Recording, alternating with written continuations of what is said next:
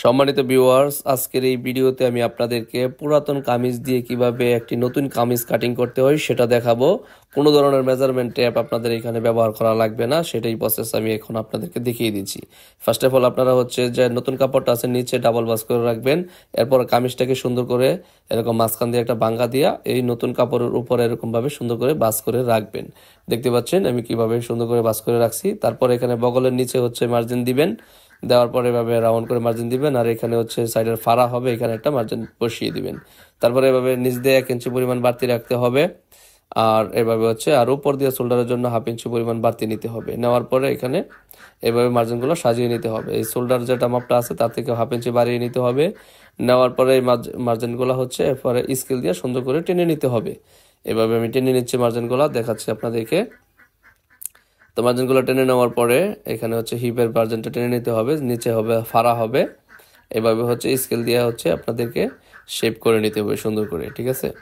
তো যেভাবে মার্জিনটা আমি উঠাইছি ওটার উপর দিয়ে খালি দাগ মার্জিনগুলো করে নিচ্ছি। সাইড থেকে আরও 1 ইঞ্চি পরিমাণ বাড়তি নিতে হবে সেলাইয়ের জন্য। তো এভাবে মার্জিনগুলো বাড়িয়ে নিয়ে এভাবে রাউন্ড করে মার্জিন টেনে নিলেই হবে। তো এখানে অত মাপের প্রয়োজন নেই, শুধু কামিজের মাপটা এভাবে যেভাবে দেখাইছি আমি সেমভাবে আপনারা করার চেষ্টা করবেন, আশা করি হয়ে যাবে।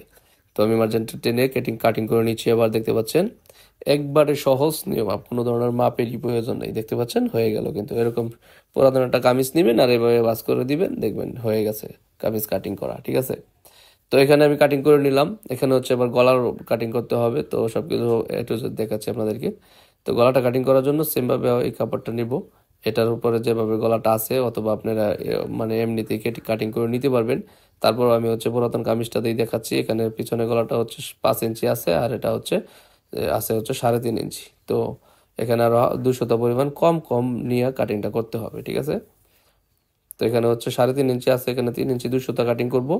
নিচেরটা যেটা পিছনের পার্ট, 3 ইঞ্চি 200 পরিমাণের মার্জিনটা টেনে নিলাম সুন্দর করে, আর সাইডে আছে তো ওটা তো দিয়ে দিলাম। টেস্টে ওটা যত আছে অত দিয়ে দিচ্ছি। আর এখানে আছে 5 ইঞ্চি, এখানে আমরা 1/2 ইঞ্চি কম কাটিং করব। তার আগে আমরা এখানে একটু তালপাট কাটিং করে নিই বডিতে। তো এবার গলাটা পান গলা হবে। এখানে 5 ইঞ্চিতে মার্জিন দেওয়া আছে, তার থেকে 200 পরিমাণ কম কাটিং করে নিলাম, ঠিক আছে। 200 সেলাইয়ে চলে যাবে। তো এইভাবে কাটিং করে ব্যাক ফরম নিয়ে নিতে হবে। তো আমাদের এটা কাটিং করা হয়ে গেছে। সেলাইয়ের সুবিধার জন্য এখানে সাইডে ফাড়া হবে, এখানে একটা ট্রেক মার্ক দিবেন, কাট করে নেবেন, এখানেও কাট করে নেবেন, ঠিক আছে। মাঝখানেও একটা কাট করে নিতে পারেন আপনারা। তো যাই হোক, ব্যাক ফরম কাটিং করা হয়ে গেছে। এবার আমাদের হাতা কাটিং করতে হবে। হাতা কাটিং করার জন্য এটা 3 পিসের কাপড়, ডাবল করে ভাঁজ করে নিয়েছিলাম। তো এখানে ডিজাইনের এখানে মার্জিনটা দিয়ে দিলাম 1 ইঞ্চি পরিমাণ বাড়তি রেখে মুখ সেলাই করার জন্য হাতার লম্বার মাপটা নিয়ে নিতে হবে। তো এটার হাতার লম্বার মাপটা 16 ইঞ্চি। তো আমি 16 ইঞ্চিতে মার্জিন দিয়ে দিচ্ছি। এরপরে 1/2 ইঞ্চি পরিমাণ বাড়তি নিতে হবে। এরপরে 3 ইঞ্চি পরিমাণ হাতার রাউন্ড শেপে একটা মার্জিন দিতে হবে। তারপরে ভিউয়ার্স, এই মাপটা এখন কোথায় পাবেন সেই মাপটা আমি দেখিয়ে দিচ্ছি আপনাদেরকে A to Z। এই যে আরমোলের মাপটা এখানে 8.5 ইঞ্চি আছে। তো আমরা এখানে 8.5 ইঞ্চি এইভাবে কোনাকুনি দিয়ে দিব। এবার এখানে হাতের মুখের মাপটা দিয়ে দিতে হবে। হাতের মুখের মাপটা দিয়ে শেপ কাট দিয়ে সুন্দর করে এখানে মার্জিনটা টেনে নিতে হবে। তো মার্জিনটা টেনে নেওয়ার পরে এখানে আমি রাউন্ড করে কেটে নিলাম। দেখতে পাচ্ছেন ভিউয়ার্স, এরকম সুন্দর করে আপনাদেরকে কাটিং করে নিতে হবে। তো দর্শক বন্ধুরা, আমি আজকের এই ভিডিওতে আমি আপনাদেরকে দেখানোর চেষ্টা করলাম কিভাবে একটা পুরাতন কামিজ দিয়া নতুন কামিজ কাটিং করতে হয়। আশা করি আপনারা বুঝতে পারছেন। এখানে মাপ দিয়ে দেখবেন অ্যাকুরেট মিল আছে কিনা। অবশ্যই মিল থাকবে, আমি যেভাবে দেখাইছি। তো দর্শক বন্ধুরা, ভিডিওটি ভালো লাগলে অবশ্যই ভিডিওতে লাইক কমেন্ট শেয়ার করে দিবেন এবং ইউটিউব চ্যানেলটিকে সাবস্ক্রাইব করে আমাদের সাথে থাকবেন। তো এরপরে হাতায় আমাদের তালপাট কাটিং করতে হবে। তো আমি হাতায় তালপাট কাটিং করে নিব এখন। তো দর্শক বন্ধুরা, যারা ফেসবুক পেজ থেকে ভিডিওটা দেখবেন অবশ্যই আমাদের পেজটি ফলো করে রাখবেন এরকম সুন্দর সুন্দর ভিডিও পাওয়ার জন্য। আর এই ভিডিওটা যদি পরবর্তী দেখতে চান অবশ্যই শেয়ার করে দিবেন, ঠিক আছে।